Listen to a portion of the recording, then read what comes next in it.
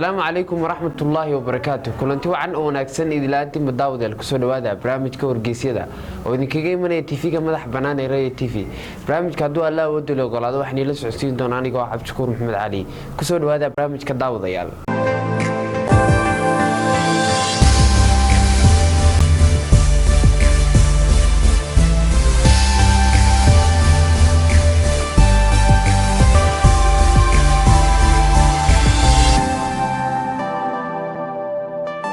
muxuu yahay hubka uu helay dalka Turkiga ee halista geliyay dalka Mareykanka warbixintan xiisaha leh waxa wax ka qoray wargeyska Foore Mareykanka ayaa cunaqabatayn ku soo rogay Turkiga oo ay ka wada tirsan yihiin isbahaysiga NATO kadib markii uu Turkiga gacanta ku dhigay gantaalaha difaaca ee Ruushka sameeyo kuwaasi oo uu ka dalbaday sanadkii la soo dhaafay Mareykanku wuxuu sheegay in qalabkaasi gantaalaha S-400 ee Ruushka lagu farsameeyay uu yahay mid aan la jaan qaadi karin teknolojiyada NATO sidoo kalena uu khatar ku yahay isbahaysiga Euro-Atlantic cunaqabataynta oo ay ku dhawaaqday waaxda arrimaha dibadda maalintii Isniinta ahayd ee ka dhanka ah Turkiga waa mid lagu bartilmaameedsaday waaxda iibinta hubka ee dalka Turkiga tallaabadaasina waxaa si degdeg ah u cambaareeyay mas'uuliyiinta Turkiga iyo waliba Ruushka Mareykanka waxa uu mar hore Turkiga ka saaray barnaamijkiisa diyaaradeed ee F-35 taasina waxay ahayd tallaabo uu jawaab uga dhigay in Turkiga uu soo iibsaday gantaalo kale Mareykanku wuxuu si cad Turkiga ugu sheegay waliba heerkii ugu sareysay in qalabka gantaalaha S-400 uu halis gelinayo amniga teknolojiyada iyo waliba militariga ee dalka Mareykanka isla markaana ay dhaqaale badan ka heli doonto waaxda difaaca ee Ruushka sidoo kalena in hubkan uu halis gelinayo ciidamada qalabka sida ee Turkiga iyo waliba warshadaha difaaca ayuu yiri xogayaha arrimaha dibadda ee Mareykanka Mike Bombe iyadoo arintaasi ay jirto Turkigu wuxuu go'aansaday inuu soo iibsado isla markaana waxa uu tijaabiyay S-400 ayuu raaciyay Master Mike Bombe oo ah xogayaha arrimaha dibadda ee dalka Mareykanka cunaqabatayntan waxaa lagu bartilmaameedsaday madaxa agaasinka laamaha difaaca ee Turkiga Ismaaciil Damiir iyo waliba saddex kale oo shaqaale ah waxaana ka mid ah mamnuucidda ogolaanshaha dalka Mareykanka iyo sidoo kale in la xanibo wixii hanti u yaala goobaha Mareykanku awood u leeyahay wasaaradda arrimaha dibadda ee Turkiga ayaa Mareykanka ugu baaqday inuu dib uga fiirsado go'aanka cadaalad darrada ah ee lagu dhawaaqay sidoo kale wasaaradda ayaa sheegtay in Turkiga uu diyaar u yahay inuu wax ka qabto arrintan iyadoo loo marayo wada hadal diblomaasiyadeed oo waafaqsan xeerarka isbahaysiga NATO wasaaraddu waxa ay ka digtay in cunaqabataynta Mareykanka ay saameyn xun ku yeelan doonto xiriirka labada dal taasi oo horseedaysa in Turkiga uu ka aargoosto dalka Mareykanka xilliga ugu dhow inkastoo dunida uu ku sii faafayo cudurka coronavirus haddana waxa soo baxaya warbixino kala duwan oo sheegaya in dadka dhiigoodu yahay oo ay ka adkaysi badan yihiin marka ay timaado cudurka coronavirus dadka dhiigaga kala leh warbixintan xiisaha leh waxa wax ka qoray wargeyska Geeska Afrika wali waxa uu muran ka taagan yahay suurtagalnimada inay jiraan noocyo dhiiga bini'aadamka kamid ah oo keena nidaam difaac oo dabiici ah oo jirku iskaga difaaci karayo fayraska coronavirus si kastaba ha ahaatee xogo ay samaysay shirkad Mareykan ah oo ka shaqeysa cilmi baarista ayaa tilmaamaysa in dadka dhiigoodu yahay oo ay leeyihiin awood ay iskaga difaaci karayaan coronavirus oo ka badan awoodda dadka la midka ah ee dhiigaga noocyada kale ah ay ku jiraan wargeyska The Independent ee dalka Ingiriiska ka soo baxay ayaa ku waramaya in tijaabo wali socota oo ilaa hadda laga qaaday dad tiradoodu ka badan tahay 750,000 ay soo baxeen natiijadan ayaa sheegaysa in dadka dhiigoodu yahay oo ay iska difaacaan cudurka COVID-19 waxaana uu marakacaya natiijada sahaminta hore ee lagu sameeyay noocyada dhiiga ee dadka uu ku dhacay cudurka COVID-19 oo muujinaysa in dadka dhiigoodu yahay oo ay ku yar tahay inuu ku dhaco cudurka COVID-19 marka lala barbardhigo dhiigaga kale natiijada tirakoobyo lagu sameeyay warbixinada caafimaadka ee dadka qaba cudurka COVID-19 ayaa iyaguna muujinaysa in noocyada dhiigoodu yahay A iyo B ay yihiin kuwa ugu badan ee uu ku dhaco cudurka COVID-19 saamin lagu sameeyay 10,000 oo qof ayaa muujinaysa in dadka cisbitaalada loo dhigay cudurka COVID-19 ay u badan yihiin dadka uu dhiigoodu yahay A ama B sahamin bishii March 2020 lagu sameeyay cisbitaalka magaalada Wuhan ayaa lagu ogaaday in 2,173 bukaan oo cudurka COVID-19 ka mid ahi ay yihiin dadka uu dhiigoodu yahay xildheerayaasha caafimaadka ee dalalka Spain iyo Talyaaniga oo ahaa laba dal oo ka mid ah kuwii ugu darnaa cudurka COVID-19 sida ba'ana u saameeyay ayaa iyaguna ogaaday in nooca dhiigga qofku yahay si aad ah ugu xidhan tahay awoodda difaaca ee jirku leeyahay. baadhitaanada ay dhakhaatiirtani sameeyeen ayaa muujinaysa inuu jiro curiyo awood ka hortag u leh cudurka COVID-19 oo ay leeyihiin dadka dhiigoodu yahay Shiinaha oo soo saaraya tareenka xawaare dheereynaya diyaaradaha. Warbixin xiiso leh waxa wax ka qoray wargeyska dawan. Shirkadda tareenada ee dalka Shiinaha ayaa daaha ka rogtay muunad cusub oo tareen birlaba xawaarihiisuna aad u sareeyo. tareenkan oo ay shirkaddu u bixisay Maglef ayaa ay khubaradu sheegeen inuu marar badan ka xawaare badan yahay diyaaradda. Dinson oo ah ku-xigeenka madaxa farsamayaqaanada shirkadda CRRC ee tareenka cusub dhisaysa ayaa shir jaraa'id uu qabtay ku sheegay in tareenkani uu tijaabadii ugu horeysay ka gudbay, sidaasi aawadeed hadda kadibna ay ka shaqaynayaan howlgelintiisa. Dinson waxa uu sheegay in hadda ay shirkaddu ku howlan tahay dhismaha xarun ganacsi oo soo saarta tareenada xawaarahoodu sareeyo oo loo yaqaano Maglef, isagoo sheegay inay ku rajawan yihiin inay ka shaqaysiiyaan tareenkani muddada 6 bilood ee fooda ugu soo haysa. tareenkan ma aha mid sida tareenada caadiga ah ku soconaya xadiidka dhabbada tareenka, balse waxa uu leeyahay xadiid birlaba oo uu ku fadhiyo kaasi oo uu dul soconayo. khubaradu waxa ay sheegeen in xawaaraha tareenkani loogu talagalay uu gaadhayo 600 kiiloomitir saacadii, taasi oo dadka u fududeynaysa isku socodka, lagana yaabo in dad badani ay kaga maarmaan safarada diyaaradda ah. tareenkan waxa uu kala safray magaalooyinka Beijing oo ah caasimadda dalka China iyo weliba magaalada Shanghai. caadi ahaan diyaaraduhu waxay labadan magaalo u kala socdaan 4 saac iyo badh, halka tareenka dheereeya ee horay u jiray uu safarka ku qaadan jiray qiyaas ahaan 5 saac iyo badh. laakiin tareenka cusub ee uu hadda Shiinuhu wado waxaa la filayaa inuu u kala socdo labadan magaalo 3 saac iyo badh oo keliya. waxa uuna abuuray xiise aad ah oo dad badani ay doonayaan inay ku safraan tareenkan cusub marka la dhameeyo hawshiisa. arrintan waxaana ku farxin shirkadaha duulimaadyada diyaaradaha iyagoo ka baqaya inay saameyn ku yeelato.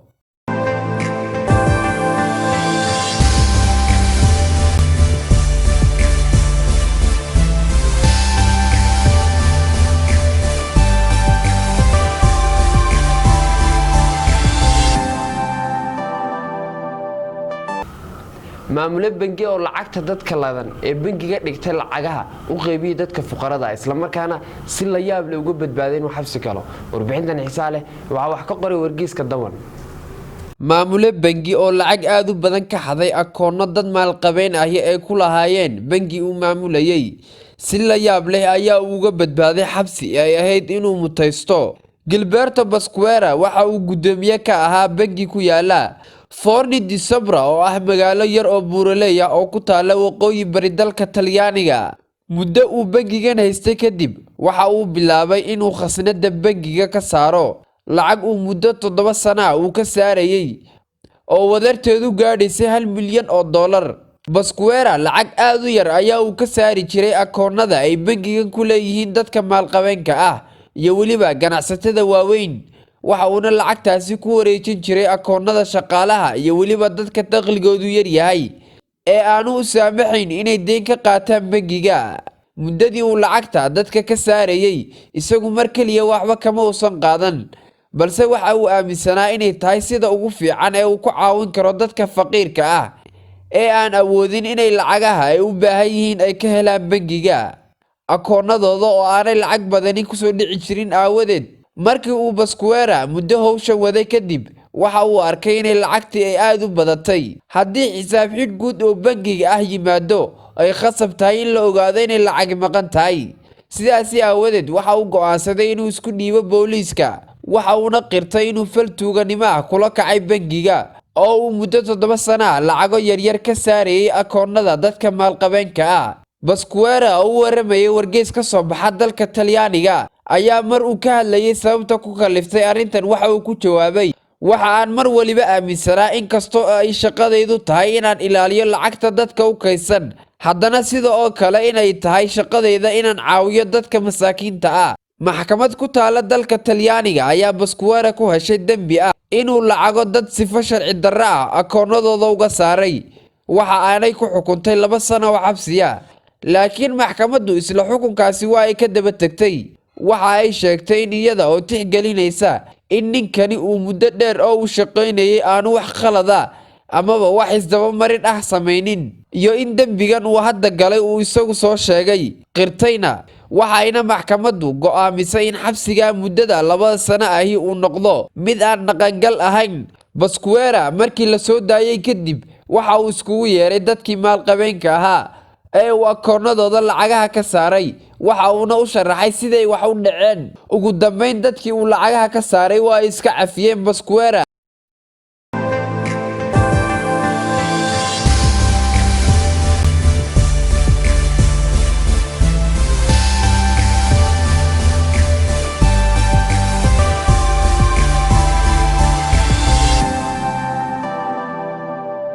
dowladda dalka Philippines oo ardayda ka qalin jebinaysa iskuulada, koolajyada iyo waliba jaamacadaha ku qasabtay inuu qof waliba beero 10 xabo oo geeda. warbixintan xiiso leh waxa wax ka qoray wargeyska Fore. baarlamaanka dalka Philippines ayaa soo saaray sharci dhigaya in dhammaan ardayda ka qalin jebinaysa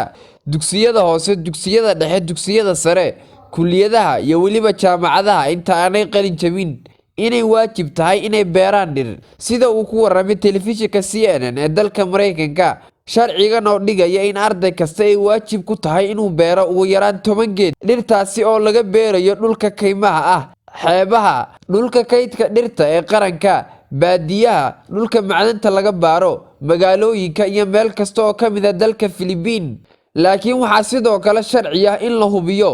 in geedku ku habboon yahay cimilada iyo waliba deegaanka laga beeray. sidoo kale sharcigu waxa uu si gaar ah ugu talinayaa in dhirta la beerayo ay noqoto in dhir asal ahaan ka soo jeeda deegaanka laga beerayo. waajibaadka dhir beerista ee uu dhigayo sharcigani waxaa lagu sababeeyay in lagu horumariyo ilaalinta deegaanka iyo sidoo kale in dhalinyarada lagu tababaro sida ay kaalintooda uga qaadan lahaayeen kor u qaadista caafimaadka guud. xeerka ku dhaqankiisa ayaa lagu wadaa inuu sababo in dalka Philippines sanad kasta lagu beero ugu yaraan 175 milyan oo dhir cusub ah, taasi oo marka la xisaabiyo u dhigmaysa in jiil kasta oo dalkaasi uu beerayo dhir tiradoodu ka badan tahay 525 bilyan oo geed. xeerka waxa uu dhigayaa in wasaaradda waxbarashada ee dalku ay ka mas'uul tahay dhaqangelinta sharcigan cusub, isagoo dhinaca kalena hay'adda dowladda ee deegaanka iyo beeraha uu xeerkani farayo inay diyaariyaan goobihii abqaalka iyo waliba siirka dhirta cusub laga heli lahaa, iyo inay diyaariyaan xeeldheerayaal ardayda kala taliya geed kasta deegaanka iyo cimilada uu ku fiican yahay. waxaa kale oo wasaaradda beeraha iyo deegaanka laga rabaa inay dabagal iyo kormeer ku samayso caafimaadka iyo daryeelka dhirta ee ardaydu beerto. kumuu ahaa midowgii ugu horeeyay amaba qofkii ugu horeeyay ee Afrikaan ah ee noqdo duuliye? warbixintan xiiso leh waxa wax ka qoray wargeyska Fore. Axmed Cali oo ahaa duuliyihii military ee ugu horeeyay ee madow ahaa, waxa uuna noolaa 86 sano oo u dhaxaysay sanadkii 1883 ilaa 1969. waxa uu ahaa Afrikaan Turkiga ku dhashay, gaar ahaan magaalada Izmir ee dalka Turkiga. xilligii meelo badan oo dunida ah ay ka talinaysay dowladii Cusmaaniyiinta, Axmed oo ku dhashay magaalada Izmir ee dalka Turkiga waxa uu ruqsadii duuliyanimo ee ugu horeysay helay sanadkii 1914. waxa uuna ka mid ahaa duuliyayaashii tirada yara ee madowga ahaa ee ka qayb galay dagaalkii koowaad ee adduunka. aabihi waxa uu ahaa Cali Bey, isaguna sidoo kale Afrikaan Turkiya ayuu ahaa. sidoo kale awoowayaashiisu waxa ay israahan ka soo jeedaan adoontii laga soo dhoofiyay dalka Nigeria. duuliye Axmed Cali hooyadii waxa ay ka soo jeeday sinjiyada Amin Harum oo ka soo jeeda qoomiyadda Yoruba ee qaaradda Afrika. Cali bilowgii hore waxa uu qorsheynayay inuu noqdo badmaax. sanadkii 1904 waxa uu ku biiray dugsiga ciidamada badda, waxa uuna darajada 2 xidig la qaatay sanadkii 1908. dagaalkii koowaad ee adduunka, dowladii Cusmaaniyiinta ayaa go'aansatay inay samayso ciidamada cirka, iyada oo bilowday tababarkii ugu horeeyay ee duuliyayaasha militariga. Cali waxa uu mar kale ka mid noqday saraakiisha loo xulay in lagu daro tababarka duuliyanimo kaasi oo dhameysay sanadkii 1916 sanadkii 1917 oo uu socday dagaalkii koowaad ee adduunkana waxa uu tababaro dheeraad ah oo duuliye military ah ku soo qaatay dalka Faransiiska horaantii sanadkii 1920 markii uu socday dagaalkii madax banaanida ee Turkiga waxaa loo diray saldhigyadii ciidamada cirka ku lahaayeen badweynta Mediterranean-ka iyo waliba badda madow si uu dusha kor uga soo joogteeyo kana soo warbixiyo dhaqdhaqaaqyada maraakiibta dagaal ee cadawga ku ahaa Ingiriiska, Talyaaniga, Giriiga iyo waliba Faransiiska. muddadaas wixii ka dambeeyay waxa uu ku guuleystay abaalmarino halyeynimo ah oo ay dawladdiisu u garatay waxa uuna qabtay xilal kala duwan. cali qoyskiisa ayaa iyaguna isla jidkiisii maray oo ka mid ahaa duuliyayaal military oo Turkiya waxaana ka mid ahaa xaaskiisa walaashi iyo waliba labadiisa wiil oo dhammaantoodba ka shaqeeyay ciidamada cirka ee dalka Turkiga. laba hablood oo dhalay iyo waliba gabadh uu walaalkii dhalay ayaa iyaguna duuliyayaal noqday.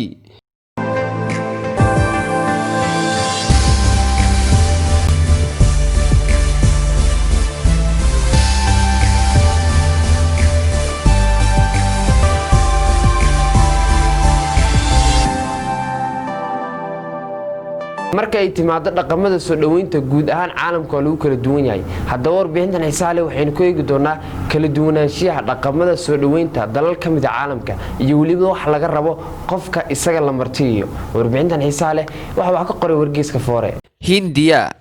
haddii aad qof Hindiya marti u noqoto waxa iska caadi ah in lagu keeno koob biyo ah sida aawadeed iska jir inaad diido waayo dhaqan ahaan waxa qasaba inaad aqbasho waliba inaad wuxuun ka cabto biyaha iska jir inaad dhungasho dhabankaaga ku salaanto qofka Hindiga ah. marka aad isbaranaysaan qof Hindiya ku dadaal inaad marto hab rasmi ah oo dhameystiran. marka aad miiska cuntada fadhido hadiidin haddii qofka aad martida u tahay uu doonayo inuu mar labaad cunto kuugu rido weelka aad marisay ee cuntada sida baleydhka amaba koobka aad cabitaanka ku cabtay. haddii ay ka fursan weydo oo aad og tahay in aadan cuntadaas amaba cabitaankaas cusub waxba ka cunin habka ugu fudud ee aad ku joojin kartaa waa inaad labada gacmoodba kor u lusho adiga oo waliba caloosha taabanaya si aad u muujiso inaad dharagsan tahay oo aanad cunto kale qaadi karin. Giriiga waligaa guriga aad ku casuuman tahay amaba martida ku tahay ha tegin adiga oo gacmo maran sii qaad wuxuun hadiyada haddii aad doonto macmacaan yar iyo nanac ka dhig amaba ubax u sii qaad. ubaxu waxa uu ka mid yahay hadiyadaha ugu badan ee la isku soo dhaweeyay dalka Giriiga laakiin iska jir inaad soo qaado ubax aanan fadhigiisii ku dhex jirin waayo ubax aan koobkiisa wadanin inaad qof u dhiibtaa waxay ka soo horjeedaa dhaqanka dalka Giriiga.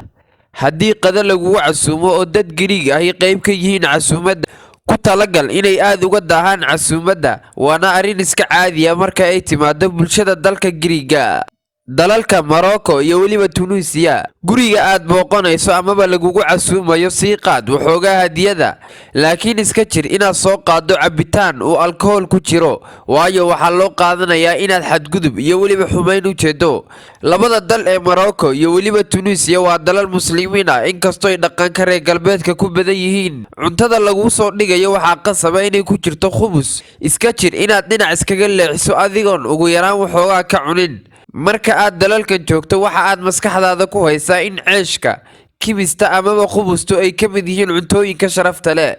dalka Jarmalka